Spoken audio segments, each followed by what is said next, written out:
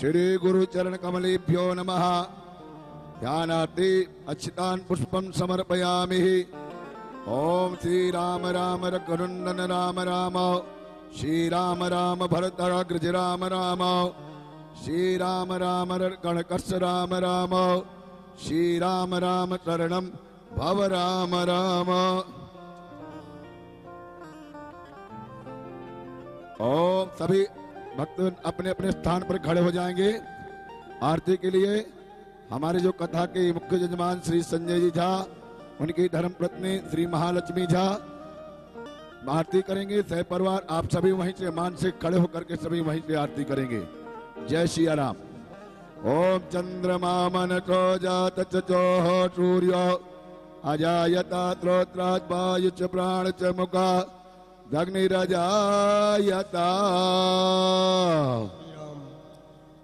हे राजा राम तेरी आरती उतारो, हे राजा राम तेरी आरती उतारो। आरती उतारूं मैं तो तन मन वारूं, आरती उतारूं मैं तो तन मन वारूं। हे सीताराम तेरी आरती उतारो, हे सीताराम तेरी आरती उतारो। कनक सिंहासन राजत जोरी, कनक सिंहासन राजत जोरी, दशरथ नंदन जनक किशोरी, दशरथ नंदन जनक किशोरी। यह छवि को मैं सदा निहारूं, यह छवि को मैं सदा निहारूं। हे सीताराम तेरी आरती उतारूं, हे सीताराम तेरी आरती उतारो। वाम भाग शोभित जग जननी, बाम भाग को वित जग जननी, चरण विराजत है सुत अंजनी, चरण विराजत है सुत अंजनी। इन चरणों को सदा पखारूं, हे राजा राम तेरी आरती उतारो। चरणों से निकली है गंगा प्यारी, शरणों तेरी के लिए गंगा प्यारे, जिसने सारी दुनिया तारी, जिसने सारी दुनिया तारी। उन चरणों को सदा पखारूं, हे राजा राम तेरी आरती उतारो। आरती हनुमत की मन भावे, आरती हनुमत के मन भावे, राम कथा नित्य शिव जी गावे, राम कथा दित शिव जी गावे। मैं सुन सुन के जीवन वारूं, मैं सुन सुन के जीवन वारूं। हे राजा राम तेरी आरती उतारो। हे राजा राम तेरी आरती उतारो।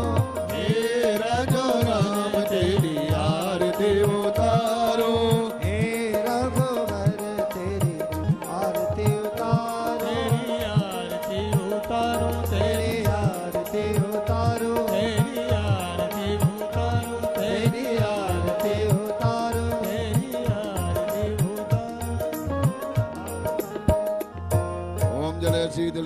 देवादिवंदनं मन्त्रपुष्पेतां जग्नेन जग्नमय जन्त देवास्तानि धर्माणि प्रथमान्या सन्नाति अनाकं महिमानः तजन्त्र पूर्भिः साध्याः सन्ति देवाः रामाय रामभद्राय रामचन्द्राय विदधे रघुनाथाय नाथाय सीताय पतये नमः नाना सुगंधि पुष्पाणि यथा कालोद्भवानि च पुष्पाञ्जलिर्मया दत्त गृहाण परमेश्वरः मंत्र पुष्पांजलिं समर्पयामि।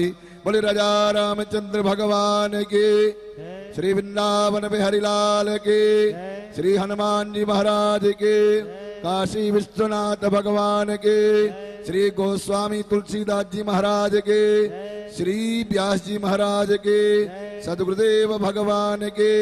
जय जय सीताराम, जय जय सीताराम। सभी अपने अपने स्थान पर बैठ जाइएगा। आज श्री राम कथा का 7वां दिवस, धर्ममूर्ति पुण्यात्मा स्वर्गीय श्री वेदानंद झा जी की पुण्य स्मृति में आयोजक श्री संजय जी झा, उनकी धर्मपत्नी श्री महालक्ष्मी झा एवं समस्त झा परिवार एवं समस्त ग्रामवासी आवत यही चर अति कठिनाई राम कृपा बिन आय न जाई और व्यास मंच पर विराजमान परम पूज्य महामंडलेश्वर श्री किशोरी शरण जी महाराज श्री वृंदावन धाम मिथिला कुंजाश्रम। आज हम 7वें दिवस की कथा के लिए प्रार्थना करेंगे सदगुरुदेव भगवान से कि आज 7वें दिवस की कथा श्रवण करा के हमें कृतार्थ करें सदगुरुदेव भगवान। जय सिया राम।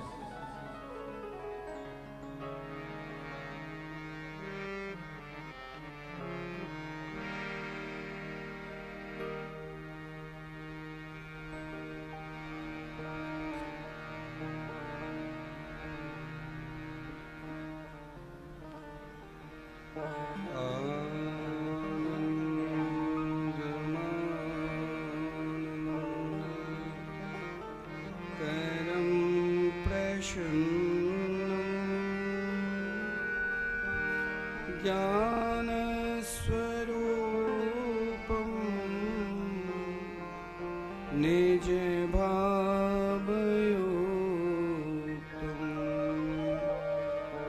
योगीन्द्रमीड्यं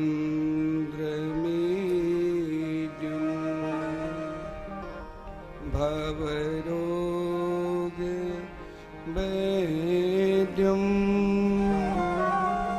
श्रीमद्गुरुं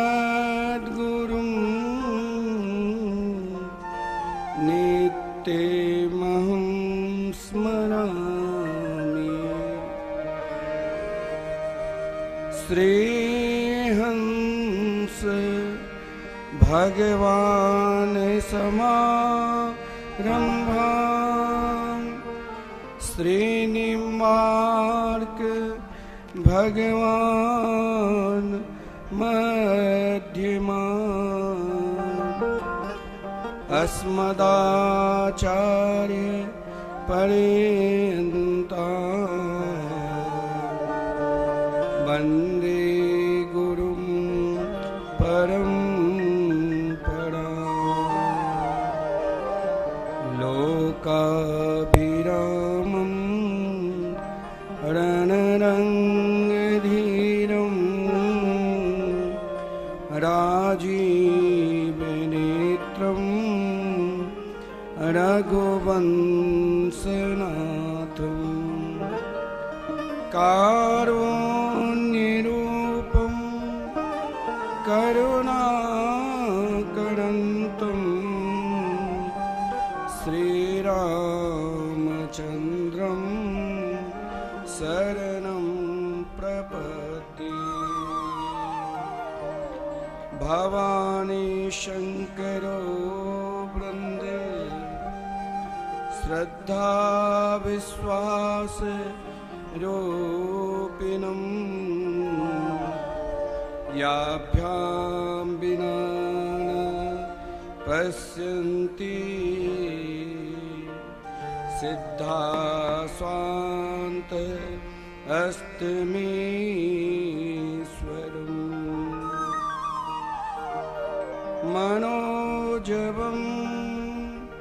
मारुततुल्यवेगं जितेन्द्रियं बुद्धिमतां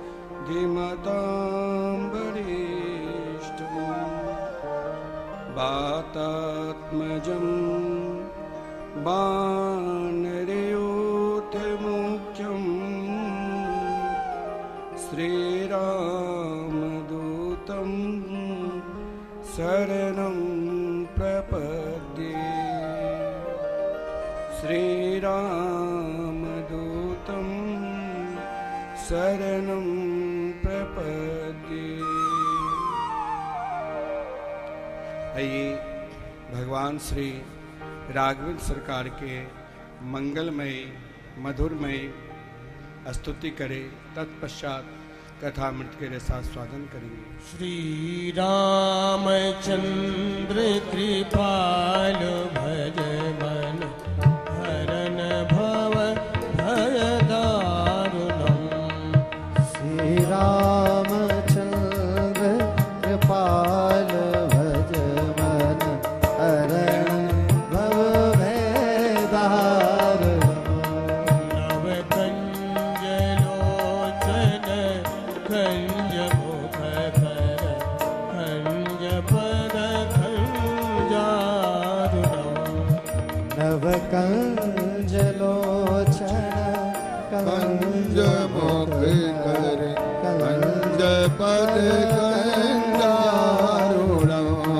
श्री राम जय जय राम।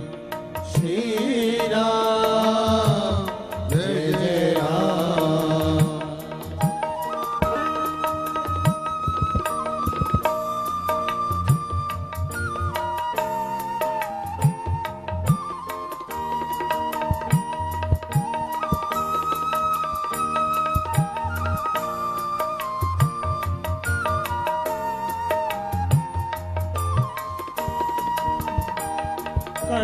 कंदर्पिया गीडित अमित छवि नवनील नीरद सुंदरम पटपीत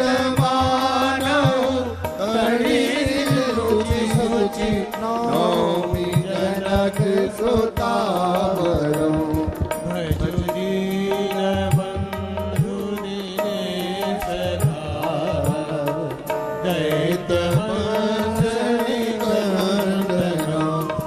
रघुनंदन आनंद आनंद कौशल गद गद नंदनम्। श्री राम जय जय राम। श्री राम जय जय राम।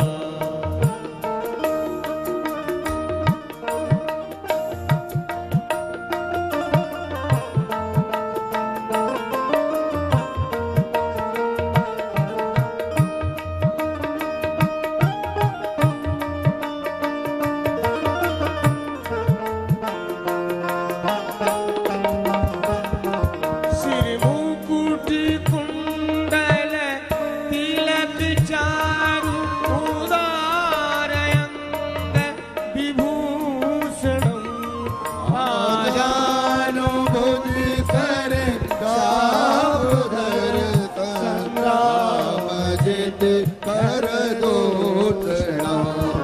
इति वदति तुलसीदास शंकर शेष मुनि मनरंजनम्। मम हृदय कंज निवास गुरुका आदि कलदल गंजनम्। श्री राम जय जय राम। श्री राम जय जय राम।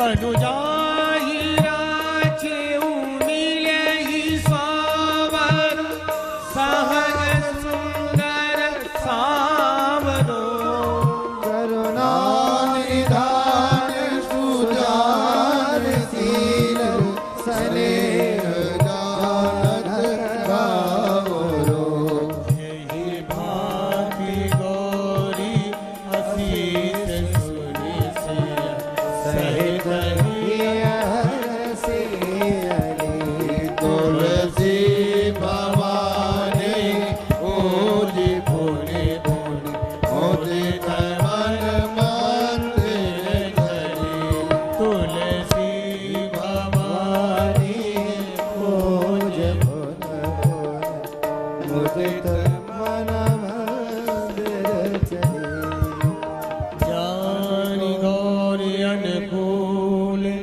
सियहि हरस न जाई कही मंजुल मंगल मूल पामयंग फरकन लगे।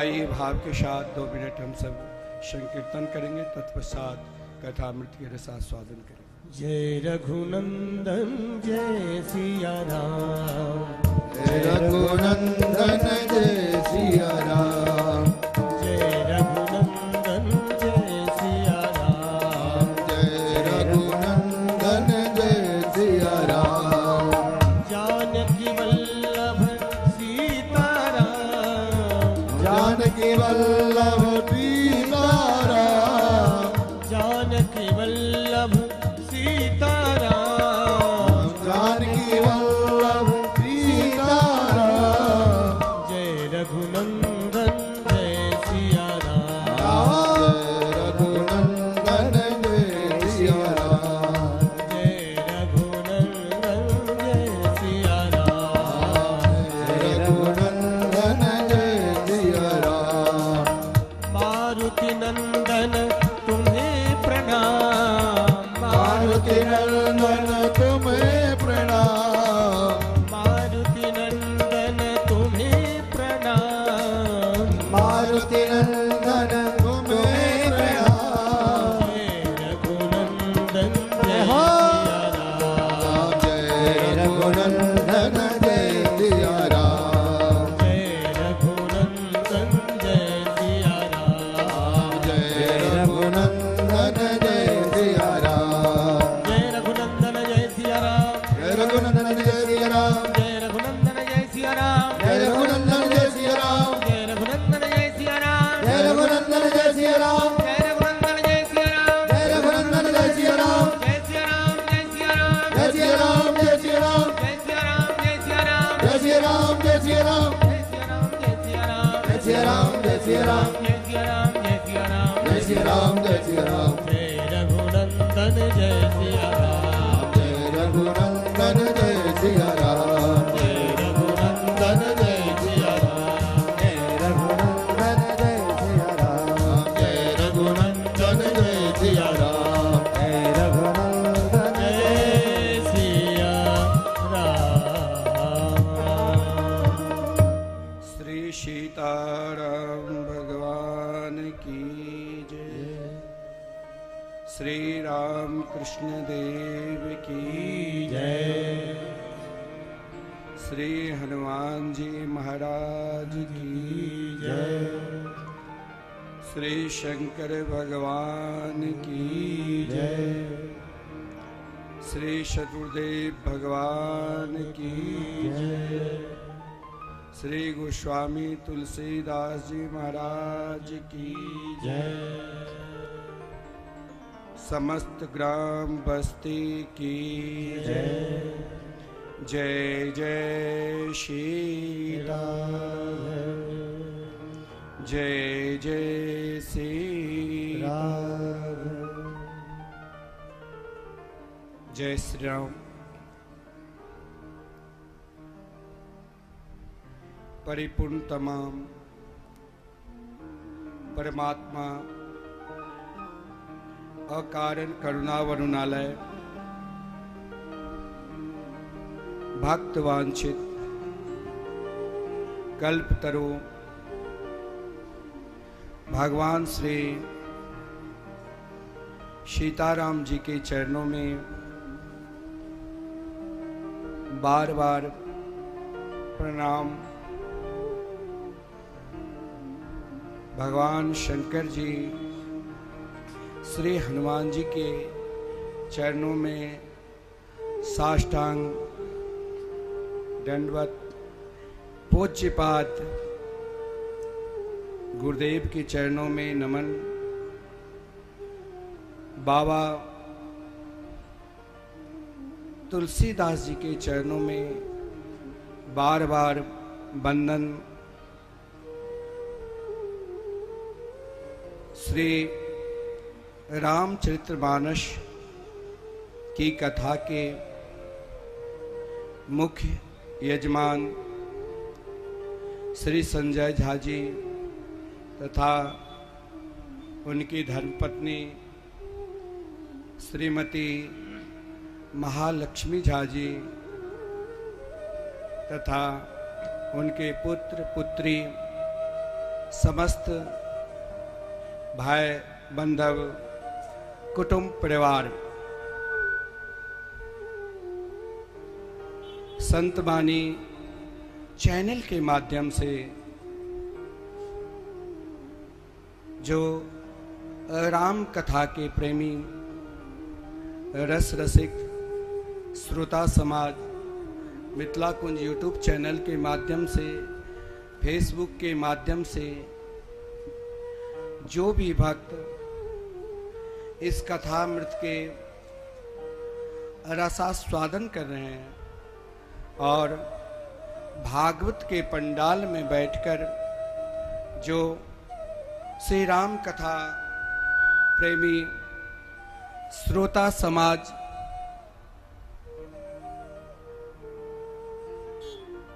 इस कथामृत के रसास्वादन कर रहे हैं, सभी को जय जय श्री सीताराम।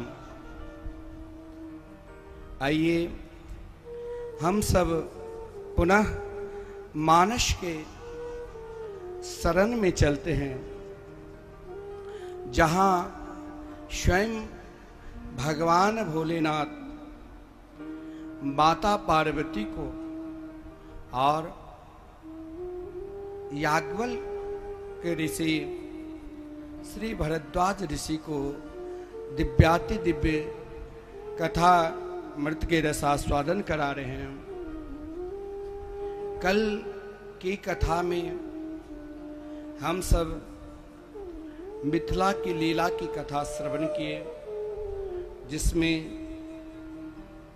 प्रभु किस प्रकार पुष्प वाटिका गए, कैसे धनुष तोड़े और कैसे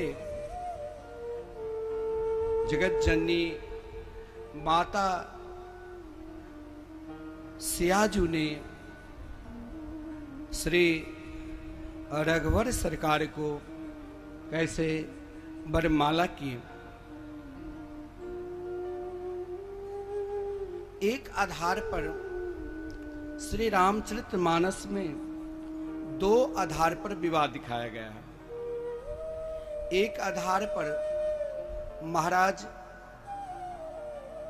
जनक ने जो संकल्प लिया था, एक संकल्प अगर संकल्प सफल हो जाए तो मानो कि जिस उद्देश्य लेकर, जिस कार्य लेकर हमने संकल्प किया वो संकल्प हो चुके हैं। वहां पर आदरणीय श्री सतानंद जी, आदरणीय श्री विश्वामित्र जी, अनेकानेक ऋषि मुनि और साथ में संपूर्ण देव किसी न किसी रूप में छुपे होकर मिथिला की अलौकिक धाम के दर्शन करते हुए व्यवहारिक दृष्टि से संपूर्ण ऋषि मुनि ने कहा कि विवाह तो हो गए, लेकिन महाराज जनक की जो इच्छा थी उन इच्छा के पूर्ण के लिए पुनः जो हमारी संस्कृति में है, सनातन धर्म में है, उन परंपरा के द्वारा भी दूत के द्वारा महाराज जनक ने दूत को पत्र दिया और महाराज दशरथ ने उन पत्र को पढ़ा और पत्र को पढ़कर अयोध्या के जन जन में पत्र पहले गुरुदेव को दिखाया, आदरणीय वशिष्ठ जी को, और फिर उन पत्र को देखकर सबसे अधिक अगर प्रसन्नता हुई तो आदरणीय श्रीमान भरत जी और शत्रुघ्न लाल जी की। आप कहेंगे कि दो प्रकार की विवाह क्यों हुए? देखिए, विवाह की प्रक्रिया भी शास्त्र के अनुसार 8 प्रकार के विवाह माना गया है। पहला ब्रह्म विवाह। ब्रह्म विवाह जानकी जी के श्री रघुवर लाल जी के साथ हो चुके थे। ब्रह्म विवाह उसे कहा गया है नजर के द्वारा पसंद। जैसे माता जानकी जी ने राघवेंद्र सरकार के नजर के द्वारा देखा और महाराज राघवेंद्र सरकार भी नाना प्रकार के आभूषण बसंत से सुशोभित, और स्वयं जनक राज दुलारी भी नाना प्रकार के सुंदर दिव्याति दिव्य वस्त्र से सुशोभित, और महाराज जनक जिस उद्देश्य को रखकर धनुष रखा था वो उद्देश्य पूर्ण हुए। इस विवाह के ब्रह्म विवाह कहा गया है। देव विवाह। देव विवाह किसे कहा गया है? देव विवाह जो यज्ञादि करने वाले, कई लोग विवाह मंदिर में कर लेते हैं, आर्य समाज मंदिर में, जिनकी मान्यता सरकार ने भी दी है, कानून में भी दी है। तो मंदिर में विवाह करने से जो लड़का लड़की दोनों वस्त्र आभूषण से सुशोभित होकर जो विवाह करते हैं, उन विवाह को भी महाराज कुछ ऋषि मुनि साक्षी रखकर जो विवाह कराते हैं उसे देव विवाह कहा गया है। और एक होता है आर्ष विवाह। आर्ष विवाह उसे कहते हैं जिसमें अधिक मात्रा में ना कुछ खर्चा करे, मात्र ना कुछ सामर्थ्य रहे, तो 2 जोड़ी गो, बछड़ा वाली गो को साथ में लेकर दान करा दे और वर विवाह दोनों विवाह कर ले। इन विवाह का नाम है आर्ष विवाह। वाल्मीकि और रामायण में 8 प्रकार के विवाह का वर्णन किए हैं और सबसे व्यवहारिक जो विवाह है, जिस विवाह को कहा गया है प्रजापत्य विवाह। प्रजापत्य विवाह ये होता है जो हम जिस विवाह में खूब धूमधाम के साथ माता पिता की सहमति, वर पक्ष और कन्या पक्ष दोनों की सहमति से पूर्व में पहले ही कार्ड छपाते हैं, खूब धूमधाम के साथ जो विवाह करते हैं उन विवाह के नाम है प्रजापत्य विवाह। 5वां विवाह कहा गया है आसुरी विवाह, जिसमें कन्या को मानो ना किसी से पूछना, ना घर के बड़े बुजुर्ग से, अभिभावक से ना कुछ विचार करना, मन मर्जी स्वयं को विवाह कर लेना, इसे आर्ष विवाह कर रहे हैं। गंधर्व विवाह। गंधर्व विवाह उसे कहते हैं जैसे फेरी से पूर्व ही लड़का लड़की दोनों सहमत से विवाह करे ले, बिना विवाह के ही अग्नि साक्षी लिए ही पहले से ही दोनों बहुत पूर्व से ही साथ में रहते हैं, उन विवाह को गंधर्व विवाह कहा गया। राक्षस विवाह, सातवां जो विवाह की पद्धति है उस विवाह का नाम है राक्षस विवाह, जिस विवाह में कोई किसी के अपने अपने धर्म के विरुद्ध मन मर्जी कहीं विवाह कर लेना और बिना माता पिता से पूछे चले जाना भागकर और फिर विवाह कर लेना, इसे राक्षस विवाह कहा गया। और एक होता है पेचास विवाह। उन विवाह में जैसे कोई तंत्र के द्वारा, मंत्र के द्वारा, सम्मोहन क्रिया के द्वारा नशा दवा देकर, नशा की आदत लगाकर अपने बस में कर लेना, ये एक पिचास विवाह माना जाता है। लेकिन ऋषि मुनि महाराज जनक के भाव को देखकर पहले ब्रह्म विवाह कराया, फिर प्रजापत्य विवाह। प्रजापत्य विवाह में ये कहा गया है कि वहां खूब उल्लास और आनंद पूर्वक, जिसमें महाराज दशरथ के द्वारा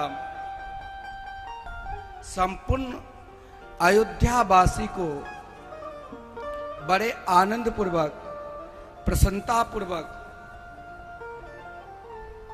सूचना दिए, आमंत्रण दिए। सब बहुत सज धज कर कहाँ आए तो मिथिला नगरी में। मिथिला नगरी में देखिए, विवाह में कोई विशेष कार्य करो तो उनमें व्यवस्थापक भी जो सुयोग है, जो काबिल है, जो काम करने लायक है, उसे रख देना चाहिए। कहा गया है कि इस विवाह में अनेक प्रकार के रत्नों के द्वारा स्वयं विश्वकर्मा कारीगर और ब्रह्मा को भगवान ने मुख्य व्यवस्थापक बना दिए थे।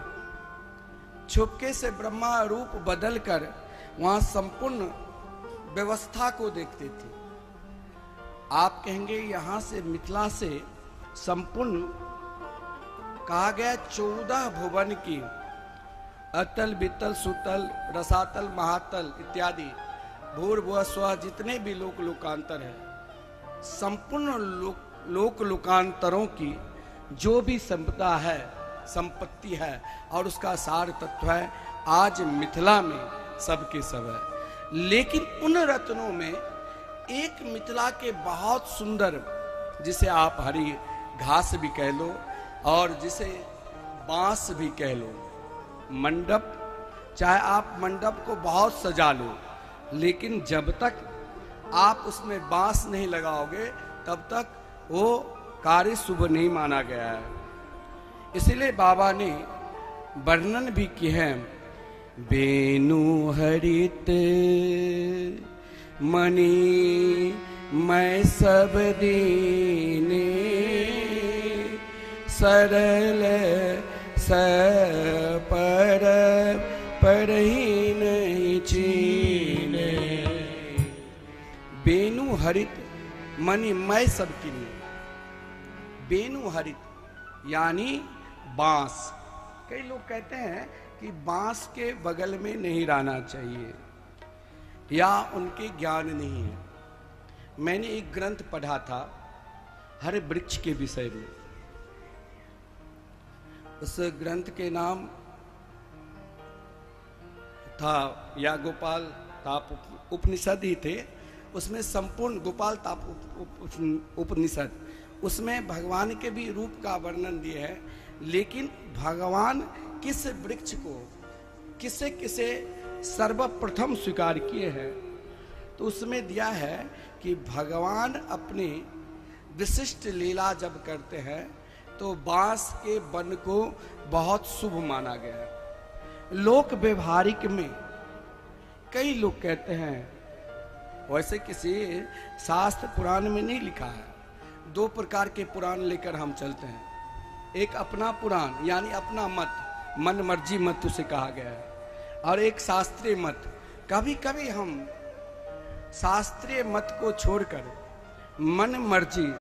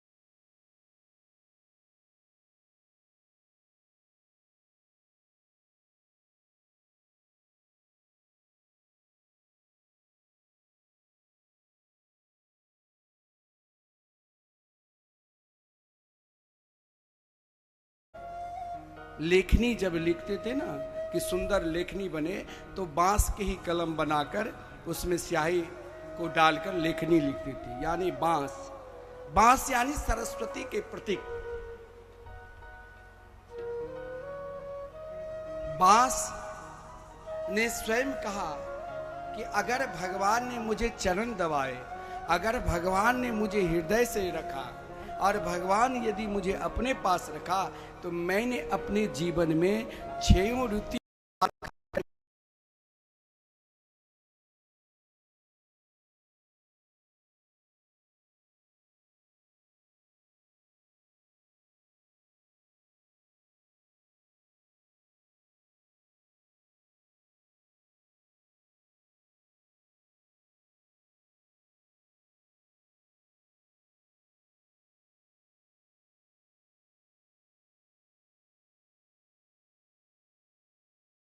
बांस के पत्र और सुंदर सुंदर बांस से ही बहुत सुंदर मंडप को सजाए थे और उन बांस में ही अनेकों प्रकार के रत्न लगा दिए थे। इधर ब्रह्मा जी सह व्यवस्थापक में देवराज इंद्र को रख दिया कि आप, अगर मैं कहीं से भूल जाऊं तो आप ध्यान रखना। देवराज इंद्र क्या हुआ, तो